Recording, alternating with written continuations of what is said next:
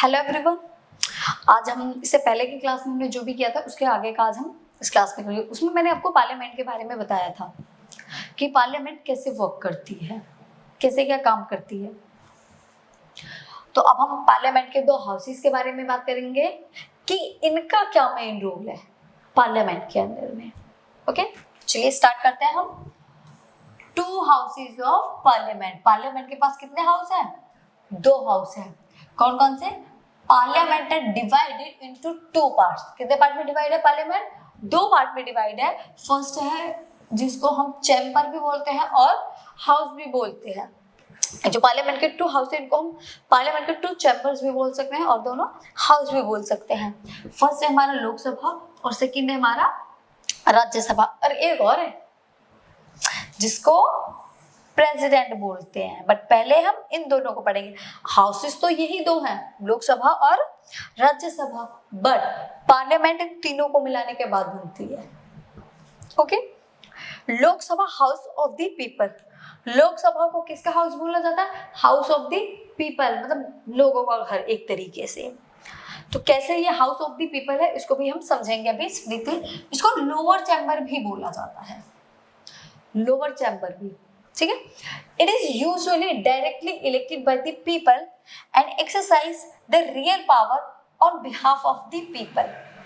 ये मैंने भी आपको इसे जो पिछली क्लास थी उसमें भी मैंने आपको लास्ट क्लास में भी ये बताया था कि बिहाफ ऑफ द पीपल ये कैसे काम करती है, जो इलेक्टेड लोग होते हैं। समझते हैं इस टॉपिक को हम।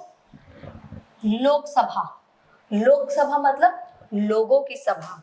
इसको लोअर चैम्बर भी बोलते हैं। लोअर और अपर चैम्बर का क्या डिफरेंस है इसको भी समझाऊंगी मैं। पहले ये देखो, it is usually direct elected by the people. इसके अंदर जो भी मेंबर होते हैं वो कैसे इलेक्ट किए जाते हैं? वो डायरेक्ट इलेक्ट किए जाते हैं। डायरेक्ट इलेक्ट कौन करता है? उनको पीपल डायरेक्ट वोट देते हैं और डायरेक्ट वोट देने के बाद उनको कहाँ भेजती है? वो कहाँ भेजती है बताओ जल्दी से? पार्लियामेंट में। पार्लियामेंट में उनको भेजा जाता है। पार्लियामेंट में नहीं, लोकसभा में। लोकसभा में भेजा जाता है, इसीलिए उसको क्या बोलते हैं? Behalf of the people. और ये लोकसभा है, ठीक है। लोकसभा में ये माइंड में रखना आपने कि लोकसभा में जो लोग जाते हैं उनको वो डायरेक्ट इलेक्ट होते हैं। लोग डायरेक्ट उन लोगों के लिए ही वोट करते हैं। ऐसे नहीं, प्रेसिडेंट की तरह नहीं होता कि इनडायरेक्टली उसको चूज किया जा रहा, मतलब लोगों का जो वोट गया वो उनके लिए नहीं गया। आपने जैसे आपने कभी सुना कि पीएम को आपने वोट दिया या प्रेसिडेंट को आपने वोट दिया, बट एमपी को तो वोट देते हैं ना, तो ये वही है। तो जैसे एमपी का मतलब होता है मेंबर ऑफ पार्लियामेंट। यहां लिख भी देती हूं मैं।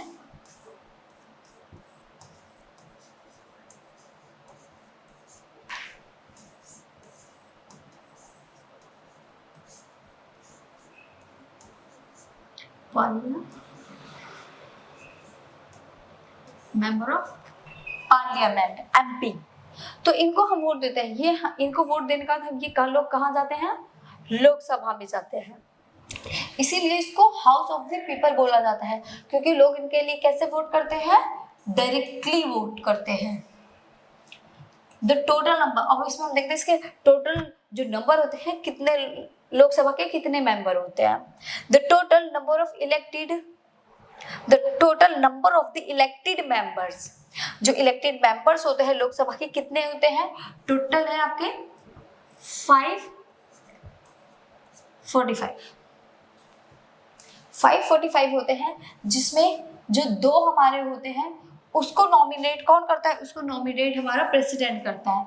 मींस 545 होते हैं टोटल, जिनमें से जो दो है हमारे उनको प्रेसिडेंट चूज करता है। प्रेसिडेंट उनको चूज करने के बाद लेकर आता है, नॉमिनेट करता है। तो इससे 545 हो जाते हैं। वैसे हमारे 543 होते हैं और दो एंग्लो इंडियन होते हैं, एंग्लो इंडियन कम्युनिटी के होते हैं, जिसका प्रेसिडेंट उसको चूज करता है। ये हमारे लोकसभा के मेंबर हैं। अपर में लोअर में कंफ्यूज मत हो ना, अभी बताऊंगी। देखते हैं पहले, उससे पहले हम राज्यसभा का देखते हैं। राज्यसभा क्या है? काउंसिल ऑफ स्टेट और अपर चैम्बर। इसको लोअर बोला गया है और इसको अपर बोला गया है। It is indirectly elected. ये डायरेक्ट है और ये इनडायरेक्ट है। Elected and perform special functions such as interest of various state, regions, federal units. इसके अंदर क्या होता है? इसको कुछ स्पेशल फंक्शंस दिए गए हैं। ये काउंसिल ऑफ स्टेट है। काउंसिल ऑफ स्टेट्स मीन्स जो राज्यसभा होती है ये स्टेट से रिलेटेड काम करती है। इसमें मेंबर ऑफ पार्लियामेंट नहीं होते, इसमें एमएलए होते हैं।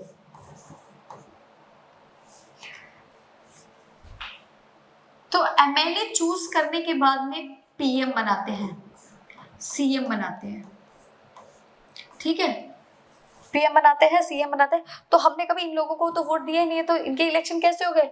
इनडायरेक्टली हो गए, ठीक है, इनडायरेक्टली इलेक्टेड हो गए। और जो ये पीएम होता है, पीएम आपका मेंबर ऑफ पार्लियामेंट चूज करते हैं।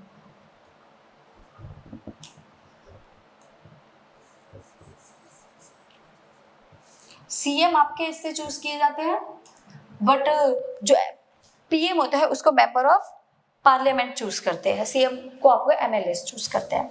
तो ये देखिए, इसको अपर चैम्बर भी बोला गया है। अपर चैम्बर क्यों बोला गया है वो भी देखते हैं। इसके पास में कुछ स्पेशल फंक्शन है जो कहाँ के लिए होते हैं? स्टेट के लिए होते हैं। इससे स्टेट से रिलेटेड जितने भी फंक्शन या डिस्कशन किए जाएंगे, कहाँ किए जाएंगे? वो राज्यसभा में किए जाएंगे। लोकसभा एक तरह से सेंट्रल लेवल पर काम करती है और राज्यसभा स्टेट लेवल पर काम करती है। रीजन्स, फेडरल यूनिट्स, और ये जो इसका जो रीजन्स है, जो फेडरल यूनिट होते हैं, फेडरल का मतलब होता है संघात्मक सरकार। पावर डिवाइड हो जाती है, कुछ पावर उनके पास में, कुछ पावर इनके पास में। ये स्टेट से रिलेटेड ही काम करते हैं, वो सेंटर से रिलेटेड काम करते हैं। नेक्स्ट है the total number of the Rajya Sabha. Rajya Sabha के टोटल नंबर कितने हैं आपके? 250। इसमें 12 प्लस हो जाते हैं। जो ये 12 है, इनको कौन नॉमिनेट करता है? इनको नॉमिनेट करने वाला भी प्रेसिडेंट ही होता है। और ये कौन लोग होते हैं? ये वो लोग होते हैं जो अपने अपने सेक्टर में जिन लोगों को महारत हासिल है, लाइक लिटरेचर से रिलेटेड, साइंस आर्ट से रिलेटेड, सोशल सर्विस से रिलेटेड, इस टाइप से कुछ लोगों को इसमें इन्वॉल्व किया जाता है, जो कि कितने मेंबर होते हैं? 12 मेंबर होते हैं। ओके, लोअर चैम्बर और अपर चैम्बर इसलिए बोला गया है इसको क्योंकि ये स्टेट से रिलेटेड काम कर रहा है। तो इसका मतलब ये नहीं है कि इसके पास में पावर कम है, वो डायरेक्ट, इसमें जो लोग हैं वो डायरेक्ट लोगों के बाद में आते हैं। जिन लोगों को हम लोग वोट देते हैं वो डायरेक्ट लोग कहाँ के होते हैं? लोकसभा के।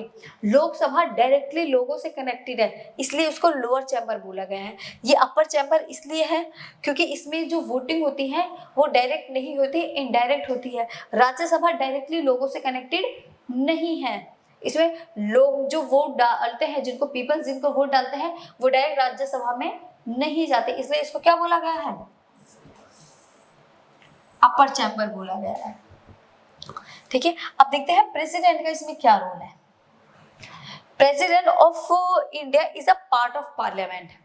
जो इंडिया का प्रेसिडेंट है वो किसका पार्ट है? वो पार्ट ऑफ पार्लियामेंट भी है, वो पार्लियामेंट का भी पार्ट है। तीनों को मिलाने के बाद ही क्या बनती है? हमारी पार्लियामेंट बनती है।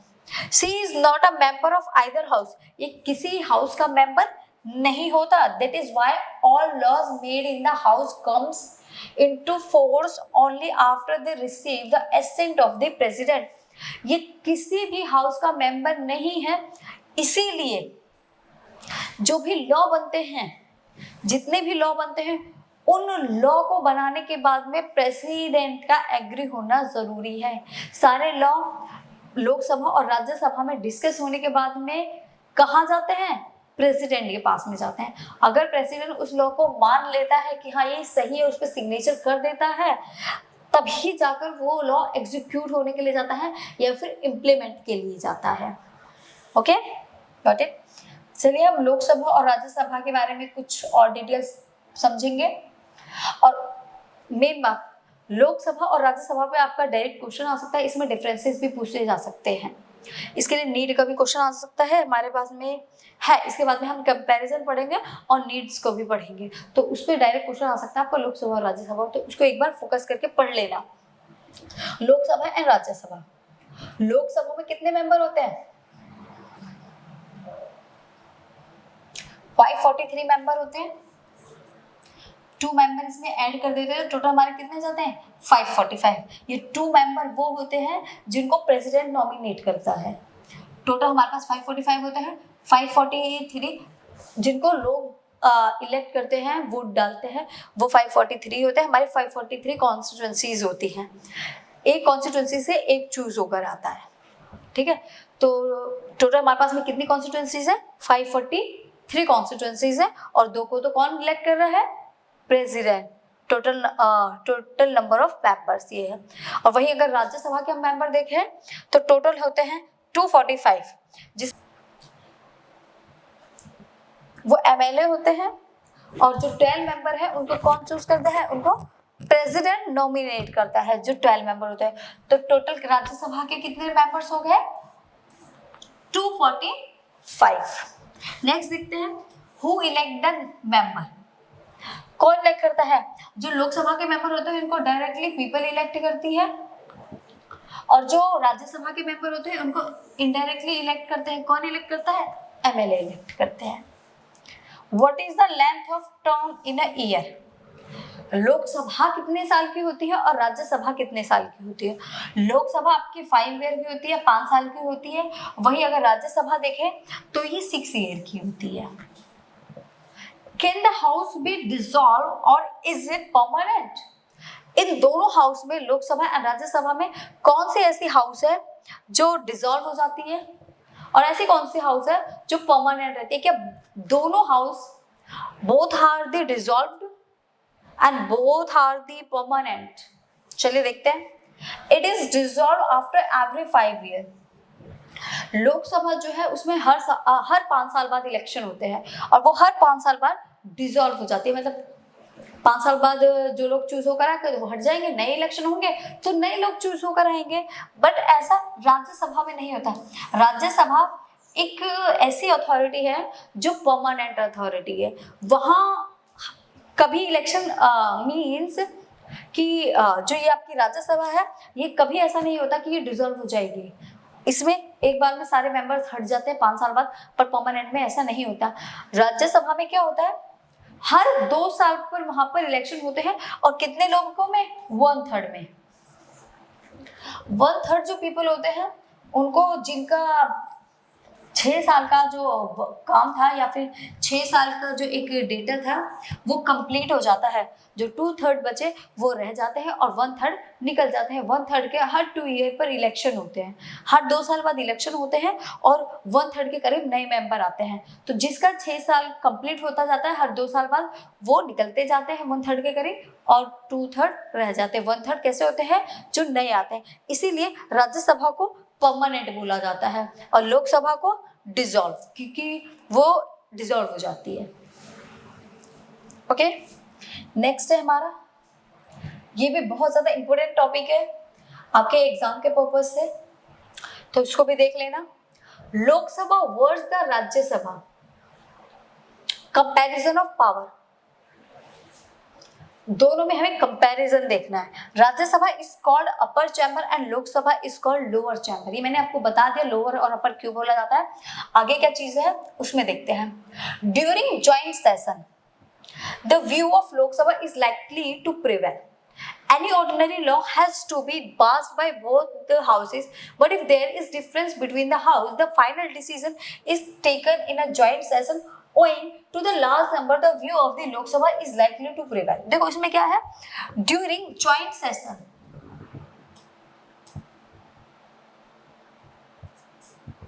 ठीक है, during joint session, the view of the Lok Sabha is likely to prevail. Joint session क्या होता है? समझो इसको। लाइक हमें किसी चीज के लिए लॉ बनाना है, कोई भी एक पॉइंट हमने उठाया, अब डिस्कशन दोनों में चल रहा है। एक हाउस तो बोल रहा है कि नहीं ये ठीक नहीं है, दूसरा बोल रहा है ठीक है। दोनों में डिस्कशन चल रहा है, दोनों एग्री नहीं हो रहे हैं। जो वो बोलते हैं वो ये नहीं मानते, और जो ये बोल रहे हैं वो ये नहीं मानते। ए बी वाला सीन, एक कह रहा दूसरा नहीं मान रहा, दूसरा कह रहा तो पहला नहीं मान रहा। तो इस कंडीशन में क्या होगा? ज्वाइंट सेशन होगा। दोनों को ऐसे सामने बिठाया जाएगा, दोनों को सामने बिठाने के बाद में दोनों में डिस्कशन होगा। अब दोनों में जो भी डिस्कशन हो रहा है मानी किसकी जाएगी? जिस साइड मेजॉरिटी है, मेजॉरिटी ऑलवेज विन। पहले ही बताया था, जिस साइड की मेजॉरिटी है उसकी मानी जाएगी। और सिंपल सी बात है, टोटल नंबर 545 किसमें है? लोकसभा में, और 245 किस में है? राज्यसभा में। सिंपल, जिसकी मेजोरिटी है उसकी मानी जाएगी। देखो, any ordinary law has to be pass by both the houses. कोई लॉ पास किया जा रहा है दोनों हाउस से, बट उसमें कुछ डिफरेंस आ रहे हैं दोनों हाउस से। The final decision is taken joint session. तो उसका जो फाइनल डिसीजन होगा वो कहाँ लिया जाएगा? जॉइंट सेशन में लिया जाएगा। कोई भी लॉ बनाया गया है दोनों हाउस से, दोनों एग्री है, बट कुछ चीजें ऐसी हैं जो दोनों एग्री नहीं हो रहे हैं, तो उस कंडीशन में जॉइंट सेशन होगा जो साथ में बैठ के डिस्कस करेंगे। अब जॉइंट सेशन तो हो रहा है, बट उसमें किसकी मान जाएगी? Going to the large number, जिसकी मेजॉरिटी ज्यादा होगी, जिसकी साइड में लोग ज्यादा होंगे। सिंपल सी है, अगर 10 लोग हाँ बोल रहे हैं, 3 लोग नहीं बोल रहे हैं, तो हाँ वालों की बात मानी जाएगी, नहीं वालों की नहीं मानी जाएगी। तो यहाँ पर भी सेम है। तो the view of the Lok Sabha is likely to prevail. और सिंपल सी बात है कि मेंबर किस साइड ज्यादा होंगे? लोकसभा की साइड। बात किसकी ज्यादा मानी जाएगी? लोकसभा की। राज्यसभा की बात को नहीं माना जाएगा, क्योंकि मेजोरिटी राज्यसभा में नहीं है। अगर राज्यसभा की मेजोरिटी होगी तो राज्यसभा की बात मानी जाएगी। अब देखते हैं, Lok Sabha exercise more power in money matter. Lok Sabha के पास में राज्यसभा से ज्यादा पावर है। किस केस में? मनी मैटर में। लोकसभा कहने के लिए ही सिर्फ लोअर चैम्बर है, एक्चुअल में नहीं है। लोकसभा में मनी मैटर से सारे मनी मैटर से रिलेटेड जितनी भी चीजें होती है, जितने भी डिसीजन होते हैं, कौन लेता है? लोकसभा लेती है। जैसे the Rajya Sabha can suggest changes in such matters but the Lok Sabha has the final says in these matter. जो राज्यसभा है, राज्यसभा सिर्फ क्या कर सकती है? राज्यसभा सिर्फ सजेस्ट कर सकती है कि नहीं ये सही नहीं है, आप इसको चेंज कर लो, बट मानना या ना मानना किसका काम है? लोकसभा का। फाइनल जो डिसीजन होगा उस मैटर के लिए वो लोकसभा ही करेगी, सिर्फ राज्यसभा उसको सजेस्ट कर सकती है कि इसमें गलती, आप इसको ऐसे घुमा के कर लो, सिर्फ इतना कर सकती है, बाकी इसके अलावा कुछ नहीं कर सकती वो। ठीक है। The Lok Sabha controls the council of minister. Lok Sabha पूरी तरीके से काउंसिल ऑफ मिनिस्टर को भी अपने कंट्रोल में रखती है। देखो, ये बात आपको पहले मैं बता चुकी हूँ, जो लोकसभा होती है वो सेंटर के लिए काम करती है, सेंटर है एक तरीके से, और जो काउंसिल ऑफ मिनिस्टर है ये राज्यसभा की है। तो सेंटर जो कहेगा वो तो स्टेट को मानना ही पड़ेगा। अब जब स्टेट मान रहा है तो काउंसिल ऑफ मिनिस्टर तो राज्य की है जो स्टेट के लिए काम करती है, तो इनडायरेक्टली काउंसिल ऑफ मिनिस्टर पर लोकसभा ने अपना कंट्रोल कर रखा है। The government has to quit if they lose the confidence of the Lok Sabha. The Rajya Sabha does not have these powers. दोनों किसी चीज के लिए डिस्कशन कर रहे हैं, लोकसभा मेंबर ज्यादा, लोकसभा कह रहे हैं नहीं आप जो बोल रहे हो वो गलत बोल रहे हो, ऐसा नहीं हो सकता, क्योंकि इस साइड में लोग ज्यादा है। अब ज्यादा लोग जिस चीज को बोलेंगे भाई उस चीज को तो मानना ही पड़ेगा। तो यहाँ पर लोकसभा उनको बोल देगी नहीं आप वो गलत बोल रहे हो, ये डिसीजन आपका सही नहीं है, इसको इस तरीके से नहीं ऐसे भी कर सकते हैं। लोकसभा उनको बोलेगी तो उनका जो क्या होगा, जो उनका कॉन्फिडेंस है वो लूज हो जाएगा और वो वहीं पर क्विट कर जाएंगे कि नहीं ठीक है तुम्हें जैसे करना करो कर लो भाई। अब वैसे भी बात नहीं मानी जा रही तो वहां से वो क्या कर जाते हैं? क्विट कर जाते हैं। जब वो क्विट कर गए क्योंकि उनका कॉन्फिडेंस भी लूज हो गया, मेजॉरिटी जहां 10 लोग बोलने लगते हैं तो एक बंदा तो बेचारा चुप ही हो जाएगा, तो वो वाला सीन है यहाँ पर। तो इसलिए जो राज्यसभा है does not have this power, Rajya Sabha के पास में ये पावर नहीं है, उसको क्विट करना पड़ता है। Lok Sabha passes the budget of the government or any other money related law, the Rajya Sabha can't reject it। एक कंडीशन और है कि मनी से रिलेटेड जितने भी लॉ बनाए जाते हैं सारे लॉ कौन बनाता है? लोकसभा। सारे बजट कौन पास करता है? लोकसभा पास करती है सारे बजट जो भी मनी से रिलेटेड हैं, और जो राज्यसभा है वो उसको रिजेक्ट नहीं कर सकती। मैंने अभी बताया था कि कोई भी लॉ, कैसा भी लॉ हो, किसी भी चीज से रिलेटेड हो, उसका एग्री होना दोनों हाउस में जरूरी है, लोकसभा में भी और राज्यसभा में भी। मनी रिलेटेड लॉ भी राज्यसभा भी जाएगा और लोकसभा में भी जाएगा, बट इसका मतलब ये नहीं है कि राज्यसभा उसको मना कर दे कि नहीं हम तो एग्री नहीं है, नहीं बोल सकते। वो उसको रिजेक्ट ही नहीं कर सकते, सिर्फ उसको वो सजेस्ट कर सकते हैं, फिर भी उसको इन पे सिग्नेचर करने ही पड़ेंगे, मानना ही पड़ेगा उस चीज को। ठीक है। The Rajya Sabha can only delay to by 14 days और सजेस्ट चेंज इन इट, वो सिर्फ उसको 14 days के लिए, 14 दिन के लिए डिले कर सकती है। वो अपने पास में रख लेगी, उसको वापस ही नहीं करेगी, सिर्फ 14 days के लिए। और अगर उसके बाद दोबारा उन्होंने, लोकसभा ने रिपोर्ट राज्यसभा के पास सेंड कर दी, उन्होंने 14 दिन तक अपने पास में रखा, उसको भेजा नहीं वापस, उस रिपोर्ट को लोकसभा के पास में वापस नहीं भेजा, तो लोकसभा को लग जाएगा कि वो इस लॉ से खुश नहीं है, ये कोई प्रॉब्लम है इसमें। तो अगर वो दोबारा सेम चीज को भेजते हैं राज्यसभा के पास, देन उसको साइन करने पड़ेंगे। सिर्फ एक ही बार वो उसको डिले कर सकते हैं और सिर्फ सजेस्ट कर सकते हैं, रिजेक्ट नहीं कर सकते। और may not accept these changes, और उन चेंजेस को मानना या ना मानना ये किसके अंडर में है? लोकसभा के अंडर में है। Lok Sabha control the council of minister and prime minister. Lok Sabha council of minister को भी कंट्रोल करती है और प्राइम मिनिस्टर को भी कंट्रोल करती है, क्योंकि जो प्राइम मिनिस्टर होते हैं वो उन लोगों को कौन चूज करता है? प्राइम मिनिस्टर को एमपी चूज करते हैं, और एमपी किसके मेंबर होते हैं? लोकसभा के मेंबर होते हैं। देखो पीएम का जो चुनाव होता है वो कैसे होता है? सपोज आपको ये तो पता है कि हमारे पास कितनी कॉन्स्टिट्यूएंसीज है? 543 कॉन्स्टिट्यूएंसीज, जिसमें कि 2 एंग्लो इंडियन है, ठीक है, 545। तो अब इसमें क्या है? पीपल वोट करेंगे, ठीक है, डायरेक्ट वोट होंगे, इसमें डायरेक्ट वोट होंगे। अब ये जो डायरेक्ट वोट हो रहे हैं, इनसे कौन चूज होंगे? डायरेक्ट वोट से आपके चूज होंगे एमपी, और ये एमपी कहां जाएंगे? ये एमपी जाएंगे लोकसभा में। अब ये जो एमपी चूज हुए हैं, इन लोगों, इन एमपी को जो चूज किया है वो डायरेक्ट किसने किया है? लोगों ने किया है, डायरेक्ट वोट देकर। अब एमपी को डायरेक्ट वोट देकर लोगों ने चूज किया है, तो वो जो एमपी है वही किसको चूज करेंगे? एमपी चूज करेंगे लोकसभा के अंदर में पीएम को। इसमें एक कंडीशन और होती है कि ये कभी भी डिसॉल्व हो सकता है, इसके लिए मेजॉरिटी की जरूरत पड़ती है। जितने, देखो बहुत सारी पार्टी होती है,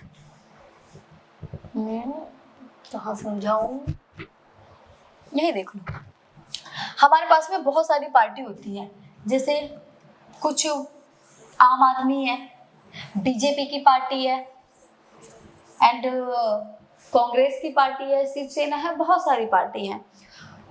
तो वहां पर जैसे हम अपने आसपास में देखते हैं, जब भी इलेक्शन आते हैं तो बहुत सारी रैली निकलती है। क्या एक ही पार्टी की रैली निकलती है? बहुत सारी बड़ी बड़ी होती है, लाइक आम आदमी, बीजेपी, कांग्रेस, इस टाइप की पार्टी भी होती है। कुछ छोटी मोटी भी होती है जिनके नाम भी हमने नहीं सुने होते। तो वैसे ही हम यहाँ 2-3 पार्टी के नाम लिखते हैं।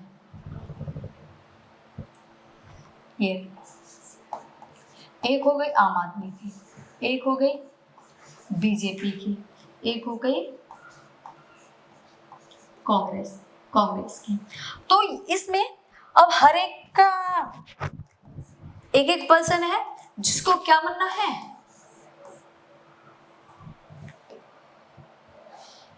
जिसको बनना है यहाँ पर पीएम। अब ये 3 मेंबर हैं जो लोकसभा में खड़े हुए हैं पीएम बनने के लिए। अब पीएम कौन बनेगा यहाँ पर? क्या तीनों पीएम बन जाएंगे? पीएम तो एक ही बनेगा। अब वो कैसे बनेगा? यहाँ पर वोटिंग होगी, और वो वोट कौन डालेंगे? वो वोट डालेंगे एमपी वोट डालेंगे। तो जिस भी पार्टी के मेंबर को ज्यादा वोट मिलेंगे वही क्या बन जाएगा? हमारा पीएम बन जाएगा।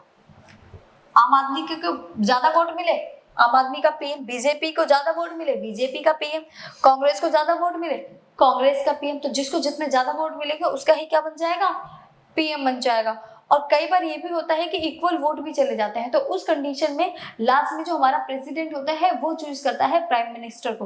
वैसे प्राइम मिनिस्टर हमारा प्रेसिडेंट ही चूज करता है, वोटिंग के बाद में। वोटिंग होगी पहले, ये नहीं डायरेक्ट आएगा राष्ट्रपति ही हमारा चूज कर लेगा, नहीं, वोटिंग भी होगी। देन उसके बाद में हमारा राष्ट्रपति जो है, प्रेसिडेंट जो है, वो किसको चूज करेगा? पीएम को चूज करेगा। और एक चीज इसमें और होती है, कोलिजन की गवर्नमेंट होती है। अभी कोलिजन की गवर्नमेंट क्या है? सपोज ना तो इसको पूरे वोट मिले, ना तो इसको पूरे वोट मिले, जैसे हमारे पास में कितनी कॉन्स्टिट्यूंसीज है, हमारे पास में है 543 है, 45 ही ले लेते हैं, वोट तो सबका ही जाएगा, ठीक है, 545 है। अब इसमें से आपको जीतने के लिए 272 + 1 इतने वोटों की जरूरत होती है, ठीक है।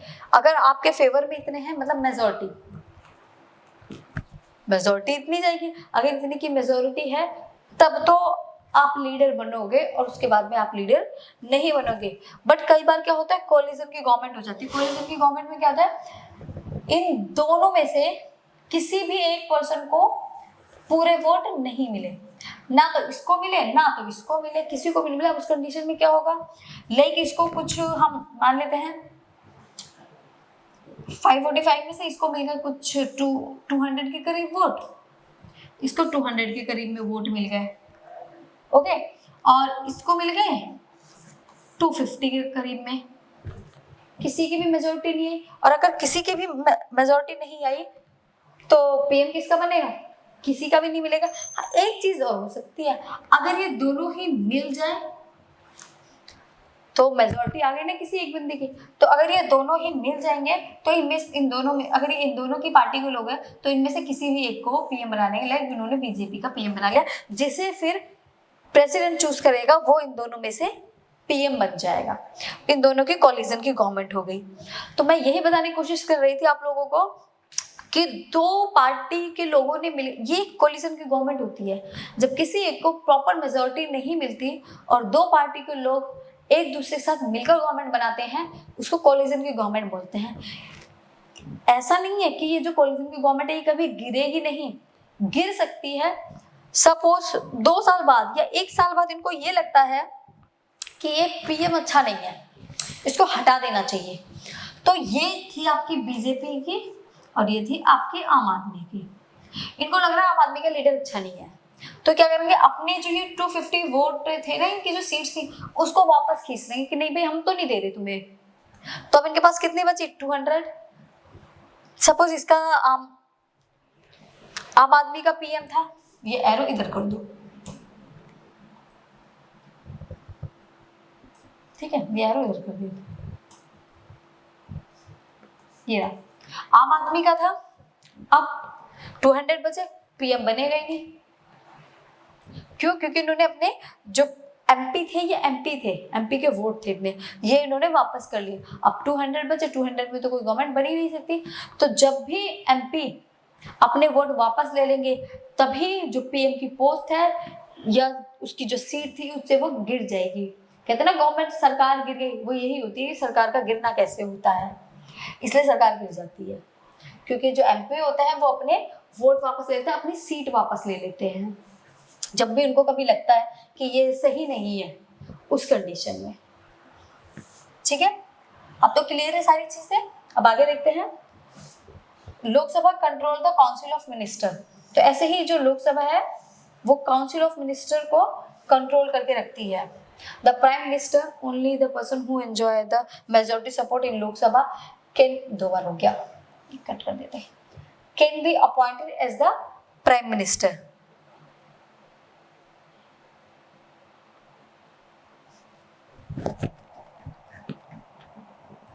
Lok Sabha control the council of minister and prime minister.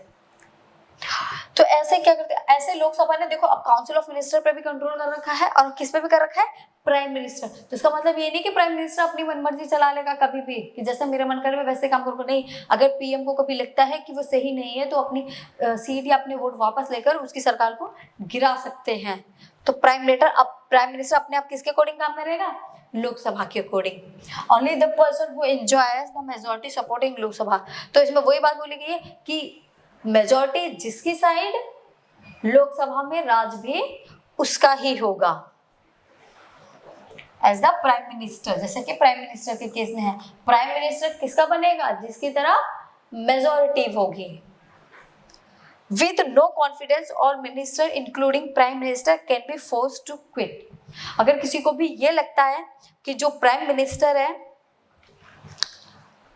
हाँ, अगर जैसा अभी हमने पहले किया था कि प्राइम मिनिस्टर या लोकसभा किसी को भी नो कॉन्फिडेंस में देख सकती है, बोल सकती है कि तुमने ये सही नहीं किया, या तुम्हें काम करना नहीं आ रहा है, उनको नो कॉन्फिडेंस में लेकर आएगी, तो उनको क्या करना पड़ेगा, क्विट करना पड़ेगा।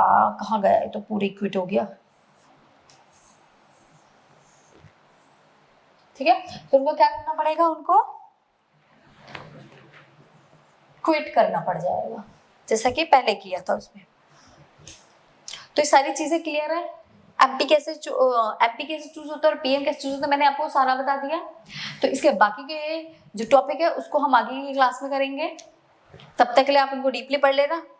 एग्जाम में वाला क्वेश्चन आ सकता है कंपैरिजन, क्योंकि डिफरेंस भी पूछ सकते हैं इसमें लोकसभा और राज्यसभा में। प्रॉपर मैंने आपको लिखवा रखे हैं, सारी चीजें बहुत डिटेल्स में है। ठीक है, तब तक के लिए बाय बाय। चलिए मिलते हैं नेक्स्ट क्लास में।